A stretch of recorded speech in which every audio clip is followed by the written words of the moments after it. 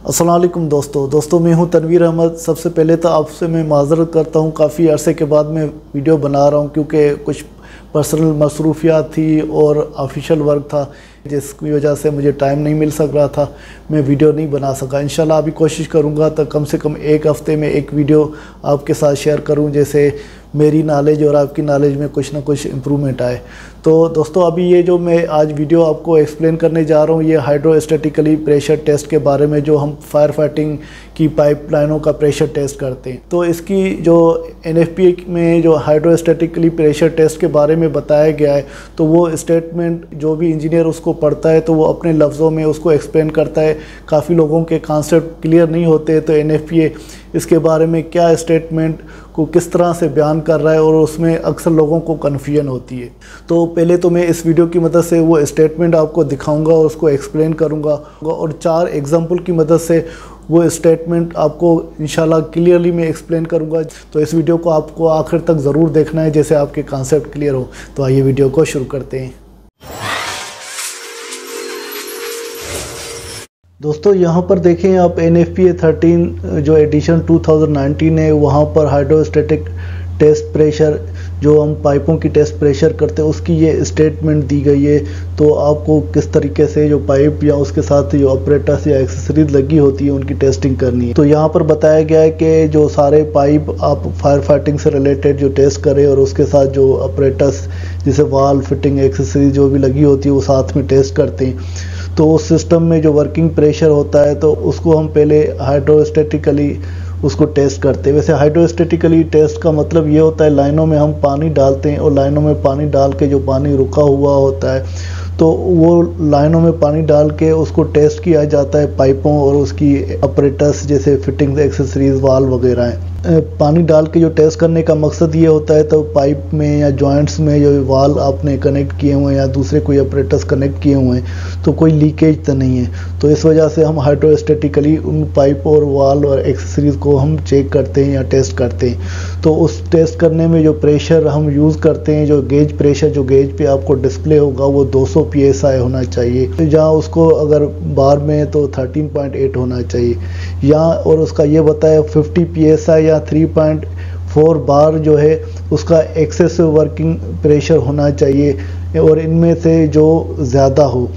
और इसको मेंटेन करना है जो प्रेशर गेज पे तो ±5 PSI अगर प्रेशर आता है या ±0.34 बार में अगर आता है तो 2 घंटे तक आपको चेक करना है। तो इसके अंदर है तो फिर आप वो समझ जाएं तो वो एक्सेप्टेबल है।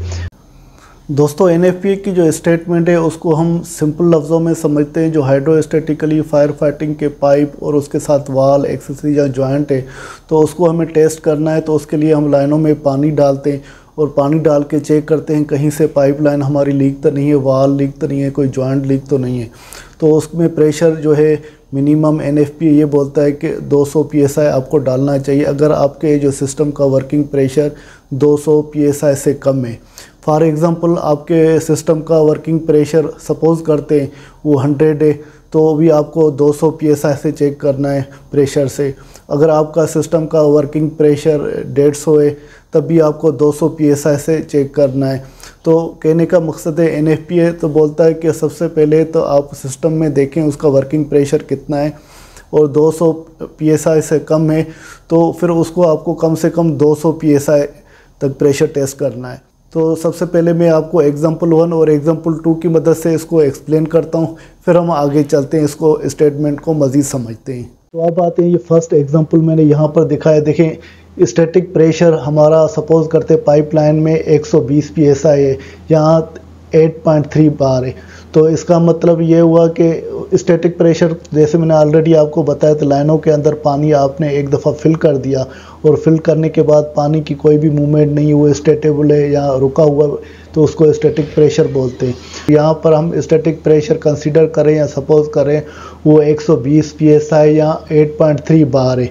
तो उस सूरत में जो 120 psi वो 150 psi से कम है। तो हम क्या करेंगे, तो ये मिनिमम टेस्ट प्रेशर की रिक्वायरमेंट में आ जाता है। आपका 120 है, वो 150 से कम है, तो वो आपको जो टेस्ट करना है तो वो 200 psi या 13.8 से करेंगे। क्योंकि देखिए यहाँ 120 है, तो इसको प्लस हम 50 से करेंगे तो 120 और 50 कितने हो जाएगा, 170 हो जाएगा। तो अगर 150 से आपका प्रेशर जो है वो कम है या 150 तक है, तो आप उसको मिनिमम रिक्वायरमेंट जो है NFPA की 200 psi पे प्रेशर को टेस्ट करना है या 13.8 बार पे करना है। तो इस केस में आपको हाइड्रोस्टैटिक के लिए जो टेस्ट करना है वो 200 psi पे करना है और 2 घंटे तक उसको प्रेशर को होल्ड करके रखना है। और टेस्ट रिज़ल्ट आपके एक्सेप्टेबल तब होंगे अगर ±5 psi की वेरिएशन आती है, या विजुअल आप उसको देखते हैं कोई भी लीकेज नहीं है, तो फिर आपको टेस्ट रिज़ल्ट को एक्सेप्ट करना चाहिए। अब आते हैं एक दूसरे एग्जाम्पल पे। तो ये दूसरा यहाँ पर एग्जाम्पल है, यहाँ पर स्टैटिक प्रेशर हम लाइनों का जो दे रहे हैं वो 150 psi दे रहे हैं। तो इस सूरत में देखिए स्टैटिक प्रेशर 150 अगर बार में बोलें तो उसको 10.3 बार बोलेंगे। तो इस केस में क्या है कि ये जो स्टैटिक प्रेशर ये 150 psi आया है वो भी मिनिमम टेस्ट प्रेशर की रिक्वायरमेंट करता है, क्योंकि 150 से हम +50 करेंगे तो वो 200 आएगा, तो वो 200 आ जाएगा। तो टेस्ट प्रेशर भी हमारा मिनिमम रिक्वायरमेंट जो NFPA बोलता है वो आपका 200 होना चाहिए या 13.8 होना चाहिए।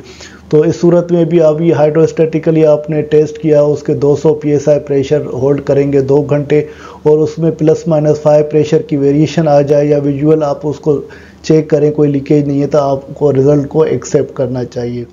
दोस्तों आपने अभी यहाँ तक समझ लिया कि एग्जाम्पल 1 और एग्जाम्पल 2 में ये कहना चाह रहा है NFPA सिस्टम का वर्किंग प्रेशर 200 से कम है। फॉर एग्ज़ाम्पल हमारे सिस्टम का वर्किंग प्रेशर अगर सपोज़ करते हैं वो 150 से ज़्यादा है, सपोज़ करते हैं हम वो 180 है, तो फिर क्या करेंगे, 180 है तो आपको फिर क्या करना है, तो +50 से ऐड करेंगे, 180 और 50 कितने हो जाएंगे, 230 हो जाएंगे। तो 230 पे प्रेशर टेस्ट करें, या आपका जो भी सिस्टम का प्रेशर 200 से ज़्यादा आ रहा है, सपोज़ करते हैं आपके सिस्टम का वर्किंग प्रेशर है 200 है, तो 58 करेंगे तो 250 हो जाएगा। अगर आपका वर्किंग प्रेशर जो लाइनों का या सिस्टम का वो 210 है, तो 58 करेंगे 260 हो जाएगा। इसी तरह अगर 150 से प्रेशर ज़्यादा है तो उसके साथ आप ऐड करें 50, जो भी आपका प्रेशर बनता है तो उसी से आपकी लाइनों को टेस्ट करना है। तो इसका एक एग्जांपल नंबर 3 और 4 समझ लेते हैं, उसके बाद हम आगे चलते हैं। देखें तो आपका जो लाइनों का स्टैटिक प्रेशर है वो 150 से ज़्यादा है। सपोज़ करते हम स्टैटिक प्रेशर हमारा 160 psi, 160 उसको बार में करेंगे तो 11 बार आ जाएगा। तो यहाँ पर देखें ये 160 जो psi है वो 150 psi से ज़्यादा है, तो फिर हम क्या करेंगे, 160 को जो psi है उससे 50 psi को ऐड करेंगे जो NFPA की स्टेटमेंट में बताया गया है। तो 160 और 50 को आपस में हम जब ऐड करेंगे तो टेस्ट प्रेशर हमारा निकलेगा। देखिए 160 psi और +50 psi इन दोनों को आपस में ऐड करेंगे तो टोटल कितना आ जाएगा, 210 psi प्रेशर। अगर इसको कन्वर्ट बार में करें तो 11 बार + 3.4 बार ऐड करेंगे 14.4 बार। तो यहाँ पर 210 psi आ गया।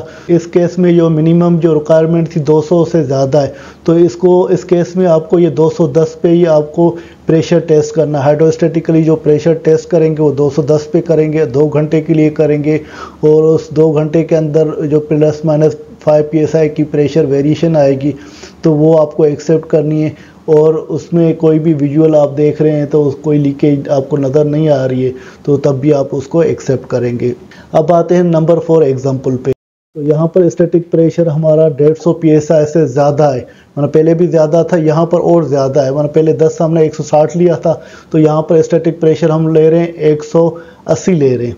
तो सपोज़ करते 180 हमारा मिनिमम रिक्वायरमेंट से ये ज़्यादा आ गया क्योंकि ये 150 से ज़्यादा है। तो हम क्या करेंगे, 180 को हम 50 से जो NFPA ने बताया था उसको ऐड करेंगे। तो 180 + 50 psi इन दोनों को आपस में ऐड किया तो 230 आ गया। तो इसको अगर बार में कन्वर्ट करें तो ये हमारे बार में रिज़ल्ट आ जाएंगे प्रेशर के। तो ये 230 प्रेशर आ। तो इस सूरत में हाइड्रोस्टैटिक जो हमें टेस्ट करनी है 230 psi पे करनी है 2 घंटे के लिए, और रिज़ल्ट आपको एक्सेप्ट करने अगर ±230 में 5 psi की वेरिएशन आती है, है ना 230 से 235 हो जाता है, 230 से 225 हो जाता है, क्योंकि टेम्परेचर की वजह से प्रेशर में वेरिएशन आती है।